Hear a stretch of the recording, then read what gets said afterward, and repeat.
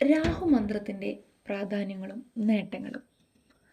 ജ്യോതിഷത്തിലെ ഏറ്റവും ഭയാനകമായ ഗ്രഹങ്ങളിൽ ഒന്നാണ് രാഹു.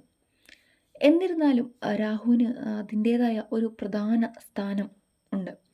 സാധാരണഗതിയിൽ ഒരു മോശം സമയം അല്ലെങ്കിൽ മോശം ഫലം നൽകുന്നു എന്ന് രാഹുവിനെ വിളിക്കുന്നുണ്ടെങ്കിൽ പോലും അതിൻ്റെ ഏറ്റവും മികച്ച ഗുണകരമായ രൂപത്തിൽ രാഹുവിനെ കാണാനായിട്ട് കഴിയും. അത് നമുക്ക് ആഡംബരങ്ങളായിട്ടും സമ്പത്തും വിജയവും ധാരാളം കൊണ്ടുവരാനായിട്ട് കഴിയുന്ന ഒരേ ഒരു ഗ്രഹമാണ് രാഹു.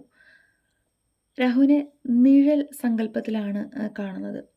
അതായത് മറ്റെല്ലാ ഗ്രഹങ്ങളെ പോലെ ഇതിനൊരു രൂപം ഇല്ല, ഒരു നിഴൽ രൂപത്തിലാണ് കാണുന്നത്. രാഹുവിൻ്റെ ദോഷഫലങ്ങൾ ഏറ്റവും ഭയാനകമായിട്ടുള്ള ഒന്നാണ്.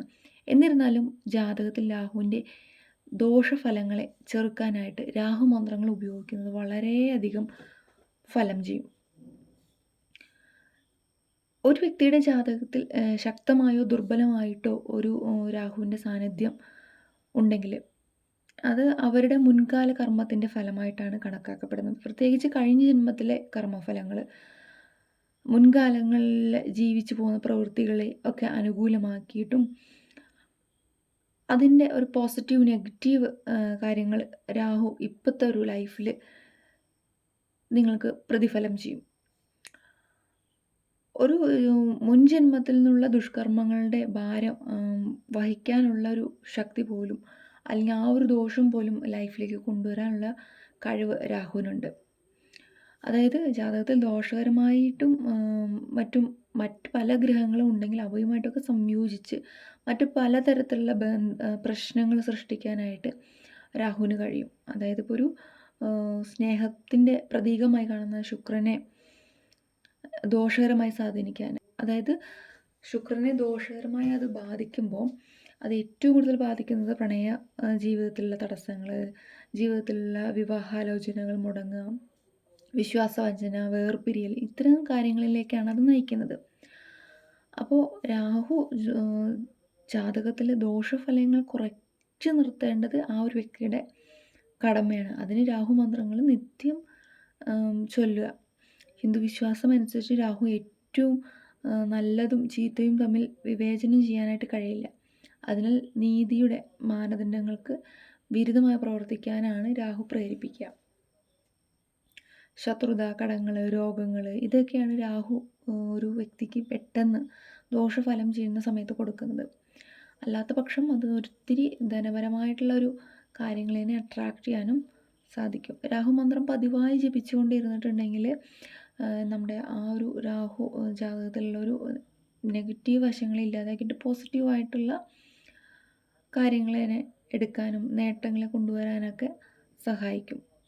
രാഹു ഒരു വ്യക്തിയുടെ ലൈഫിൽ പ്രവർത്തിച്ചു തുടങ്ങിയിട്ടുണ്ടെങ്കിൽ ആ വ്യക്തിയുടെ ലൈഫ് മറ്റുള്ളവരെ കാണുന്ന ഒരു സാഹചര്യത്തിൽ ആര് കണ്ടു കഴിഞ്ഞിട്ടുണ്ടെങ്കിലും ഒരു അത്രയധികം അസൂയപ്പെട്ടു പോകുന്ന രീതിയിൽ അത്രയും പവർഫുള്ളായിട്ട് ഒരു ഉന്നതമായുള്ളൊരു സ്ഥാനത്ത് കൊണ്ടുവരുത്താനായിട്ട് രാഹുവിന് സാധിക്കും. മറ്റുള്ള 9 ഗ്രഹങ്ങളിലും ഏറ്റവും പൊട്ടഗ്രഹമായി കാണപ്പെടുന്ന ഒന്നുകൂടിയാണ് രാഹു. അതായത് രാഹു ഉള്ളൊരു വ്യക്തി, അതായത് രാഹുവിൻ്റെ ഒരു ബുദ്ധിമുട്ട് ഫേസ് ചെയ്യുന്നൊരു വ്യക്തി എന്ന് വെച്ചിട്ടുണ്ടെങ്കിൽ മോഷണം, ചൂതാട്ടം, കള്ളം പറയുക, തെറ്റായ കാര്യങ്ങളിൽ മാത്രം സഞ്ചരിക്കുക, അങ്ങനെ വഴക്കാളിയായിട്ട് നടക്കുന്ന ഒരു വ്യക്തി കൂടി ആയിരിക്കും. അപ്പോൾ നമുക്ക് രാഹുവിൻ്റെ ബീജമന്ത്രങ്ങൾ ചൊല്ലുന്നത് വഴി രാഹുവിൽ നിന്ന് ലഭിക്കുന്ന ആ ഒരു നെഗറ്റീവായിട്ടുള്ള കാര്യങ്ങളെ അല്ലെങ്കിൽ ആ ഒരു നെഗറ്റീവ് ശക്തിയെ കുറയ്ക്കാനൊക്കെ കഴിയും. അതിന് 108 തവണയാണ് ഈ മന്ത്രം ചൊല്ലേണ്ടത്. പരമാവധി വൈകുന്നേരത്ത് ചൊല്ലാനായിട്ട് ശ്രമിക്കുക, അല്ലെങ്കിൽ നിത്യം ജപിച്ചുകൊണ്ടിരിക്കുക. ഓം ബ്രാം ബ്രീം ബ്രാം സം രാഹവേ നമ. ഓം ബ്രം ബ്രീം ബ്രം സം രാഹവേ നമ. 108 തവണയാണ് നമുക്ക് ചൊല്ലേണ്ടത്. അല്ലെങ്കിൽ നിത്യം എപ്പോഴും ചൊല്ലാൻ കഴിയുന്നവരാണെങ്കിൽ എല്ലാ ദിവസവും എപ്പോഴും ചൊല്ലുക. ഒരു ദിവസം 108 തവണയെങ്കിലും നമുക്കിത് ചൊല്ലണം. അപ്പോൾ രാഹുവിൻ്റെ ഈ ഒരു മന്ത്രം ജപിക്കുന്നതോട് വഴി നെഗറ്റീവായി ബാധിച്ചിരിക്കുന്ന എല്ലാ കാര്യങ്ങളെയും നമുക്ക് ഇല്ലാതാക്കാനായിട്ട് സാധിക്കും. അതുപോലെ തന്നെ തെക്ക് പടിഞ്ഞാറ് ദിശയായിട്ടാണ് നമ്മൾ ഇരിക്കേണ്ടത്. മന്ത്രം ഡിസ്ക്രിപ്ഷൻ ബോക്സിൽ കൊടുക്കുന്നുണ്ട്. അപ്പോൾ ആവശ്യമുള്ളവർക്ക് അതിൽ നോക്കിയിട്ട് ജപിക്കാവുന്നതാണ്.